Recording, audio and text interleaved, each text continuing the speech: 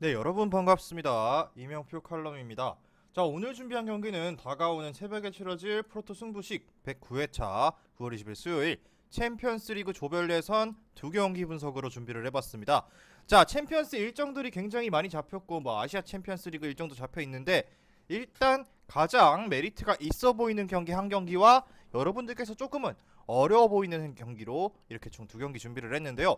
자, 첫 번째 경기는 AC 밀란과 뉴캐슬의 조별 예선이고요. 두 번째 경기는 영보이스와 라이프치히의 맞대결로 준비를 해보았습니다.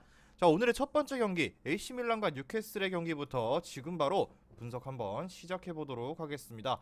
자, 먼저 AC 밀란부터 살펴보도록 할 건데요. 자, AC 밀란은 직전 경기 인테르에게 5대1 패배를 기록하면서 챔스를 앞두고 기세가 꺾여버리고 말았다. 조금 우려스러운 상황이었는데, 자, 이날 인테르전에서 공을 계속 소유하면서 무언가를 해보려고 시도하긴 했지만 상대의 중원과 수비진에서 단단하게 블록을 만든 인테르를 뚫기 어려워했던 기색이 역력했습니다. 자, 근데 이러한 AC 밀란 같은 팀은 필연적으로 뒷공간을 넓게 노출하는 팀이기 때문에 역습에서 위기를 굉장히 자주 노출하는 편이다. 자, 그렇게 봤을 때 그동안 토리노와 로마에게서 실점이 하나씩 나왔다는 점과 밀란의 약점이 승리에 가려졌다고 할 수 있었던 요소였고, 지난 경기에서 인테르에게 이러한 약점이 고스란히 드러났다고 볼 수도 있었는데요. 자, 물론 인테르보다는 뉴캐슬의 골 결정력이나 분위기 자체가 그렇게 좋지는 못하다는 점을 조금은 감안해야 하지만 키에르와 칼라브리아 조합이 철저하게 상대 스피드에 공략당하는 모습은 좋게 보긴 어려웠고요. 뉴캐슬의 패턴 역시도 기동력이라는 점은 조금은 불안감을 만들 수도 있는 상황이라는 점입니다. 자, 바로 원정팀 뉴캐슬 볼게요. 자, 뉴캐슬은 브렌트포드를 1대0으로 겨우 잡아냈습니다. 물론 페널티킥 한 방으로 승부를 가져온 것이었기 때문에 경기력 자체가 만족스럽다고 보기는 어려웠다. 그리고 리그에서 리버풀과 맨시티 등 챔스권 경쟁팀에게 족족 수비가 공략당하는 점은 아쉬움을 남기기도 했는데요. 자, 그동안 공백이 있었던 센터백 자리에 보트만이 돌아온다는 점은 긍정적이지만 그러면서도 중원과 후방에서 공간이 계속 벌어지는 모습은 상위권 팀들에게는 굉장히 먹잇감이 될 수밖에 없는 상황이고요. 중원에서의 기동력이 여전히 좋은 뉴캐슬이지만 단단한 중원과 후방을 잘 공략하는 모습을 쉽게는 보여주지 못하고 있습니다. 자, 그나마 포워드의 윌슨이 뒷공간을 넓게 노출하는 밀란을 공략할 적임자로 보이기는 하지만 이삭 같은 경우는 3경기 연속 공격 포인트가 없는 등 경기 초반 기복이 제법 심한 모습을 보이고 있습니다. 자, 이렇게 봤을 때 양팀의 맞대결인데 일단 기본적으로 다득점 베이스로 깔고 갈게요. 오버가 2.5 오버의 가능성 굉장히 높다. 왜냐? 자, 밀란은 뒷공간에 약점이 전술적인 기조로 필연적으로 나타나는 중이고 뉴캐슬도 챔스권을 차지하는 팀을 상대로는 제법 실점률이 높아지는 모습이 역력하기 때문이다. 자, 그리고 다득점 양상으로 가면서 무승부 양상으로 가는 모습, 어쩌면 2대2의 스코어 굉장히 가능성이 있다고도 보였는데, 그렇기 때문에 일단 승무패 쪽 접근은 당연히 어려운 접근이기 때문에 1순위로는 스코어적인 다득점을 추천드리겠습니다. 자, 중요 포인트를 꼽자면 AC 밀란은 전술적인 기조로 인한 뒷공간의 약점이 필연적으로 나타나는 팀이고, 뉴캐슬 역시 최근 챔스권 전력과의 경기에서는 어느 정도 실점을 허용하는 추이를 보였습니다. 그렇기 때문에 1순위로 2.5 오버, 그리고 무승부적 접근이니까 플러스 1.0 뉴캐슬 승, 그리고 무승부 이렇게 예상하면서 바로 다음 경기 영보이스와 라이프치히의 맞대결로 넘어가 보도록 하겠습니다. 금이 준비한 프로토 승부식 109회차 148.10배당 조합입니다. 조합이 궁금하신 분들께서는 영상 끝까지 시청하시고 영상 아래에 고정된 댓글에 링크를 클릭하셔서 수익방 입장하시면 매일마다 승부식 주력 조합, 고배당 조합까지 한 조합씩 무료로 받아보실 수 있습니다.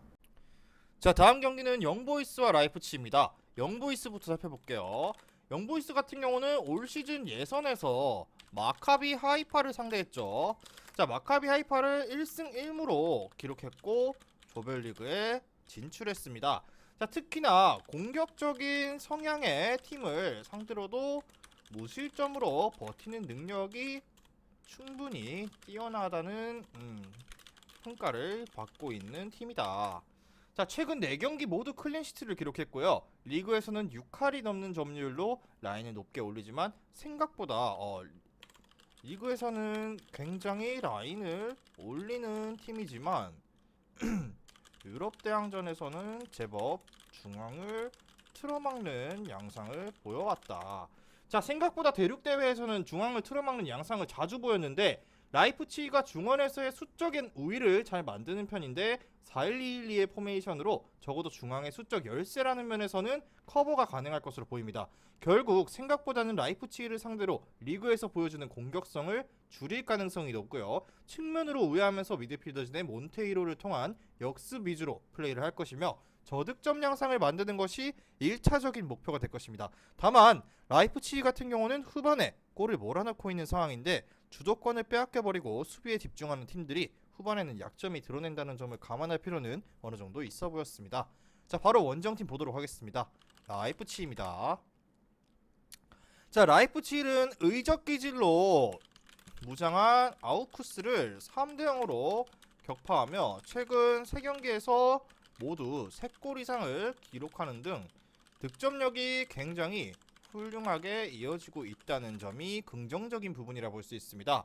자, 물론 라이프치히의 공격은 대부분 중앙에서의 우위를 바탕으로 이뤄지고 적어도 영보이즈가 포메이션상으로 수적인 열세에 처할 가능성은 없다는 게 정론입니다. 자, 그렇다면 다행인 점은 지난 경기에서 시몬스와 오펜다를 필두로 한 측면이 어느 정도 공략이 통했다는 점인데 결국 저득점 양상을 각오하더라도 득점을 만들어내는 능력 자체는 과소평가할 수 없는 라이프치히고요. 영보이즈가 전반적으로 후반에 실점률이 높아지는 편이기 때문에 후반에 골을 몰아넣는 기질도 강한 라이프치히가 이를 충분히 이용해볼 수도 있을 것이라고 생각됐습니다. 자, 그렇기 때문에 우선적으로는 라이프치히의 승리를 예상하고요. 일단 중원에서의 수적 싸움에서는 다소 어려움이 있을 수 있지만 측면을 우회하는 양상이 지난 경기에서 잘 통했다는 점을 어느 정도 평가해야 하는데, 자, 물론 영보이즈가 생각하는 유럽 대항전에서는 수비적인 퍼포먼스가 좋고 중앙 수적 싸움에서도 아주 밀리지 않을 것으로 본다면 다득점보다는 오히려 저득점 쪽 접근을 예상해 보시는 것을 권장드리면서 자, 중요 포인트는 영보이즈는 유럽 대항전에서만큼은 다소 수비적인 운영을 시도하며 중앙에서 많은 선수를 배치하며 실점을 잘 억제해 왔고, 라이프치히는 이와 유사한 중원에서부터 많은 득점을 만들어내는 팀입니다. 그렇게 봤을 때 2.5 언더, 그리고 라이프치히 승에 플러스 1.0, 마이너스 1.0이죠. 마이너스 1.0, 라이프치히 승리, 이렇게 2대0 정도의 스코어를 예상해보면서 오늘의 챔피언스리그 조별 예선 2경기 분석 여기까지 하고 마무리를 해보도록 하겠습니다. 자, 저는 내일 경기 분석으로 돌아올 건데요. 지금 바로 수익방에 입장하시면은 승부식 주력 조합, 고배당 조합 공유되었으니까 꼭 오셔서 받아보시는 것을 권장드리면서 오늘의 경기 분석은 여기까지 하고 마무리해보도록 하겠습니다. 미리 말씀드리지만 제가 프리뷰해드린 내용은 말 그대로 내용 분석입니다. 수익으로 이어지는 최종 조합은 유튜브에 공개할 수가 없기 때문에 현재 영상 고정 댓글로 카톡 주시면 경기별 실시간 라인업 및 심판 성향까지 분석한 최종 조합 드리겠습니다. 저를 모르시는 분도 건승하시는 하루 되세요.